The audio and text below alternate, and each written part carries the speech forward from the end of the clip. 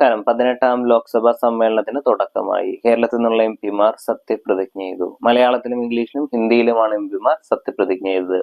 Ernakulam MP Hibi Eden ഹിന്ദിയിലാണ് സത്യപ്രതിജ്ഞ ചെയ്തത്. അദ്ദേഹം ദൈവനാമത്തിലാണ് സത്യപ്രതിജ്ഞ ചെയ്തത്. ഷാഫി പറമ്പിൽ ഭരണഘടനാ പതിപ്പ് ഉയർത്തി ഇംഗ്ലീഷിലാണ് സത്യപ്രതിജ്ഞ ചെയ്തത്. ആലത്തൂർ എംപി കെ രാധാകൃഷ്ണൻ, നമ്മുടെ മുൻ മന്ത്രി, അദ്ദേഹം ദൃഢപ്രതിജ്ഞയാണ് മലയാളത്തിൽ ചെയ്തത്. ചാലക്കുടി എംപി ബെന്നി ബെഹനാൻ മലയാളത്തിൽ ദൈവനാമത്തിൽ സത്യപ്രതിജ്ഞ ചെയ്തു.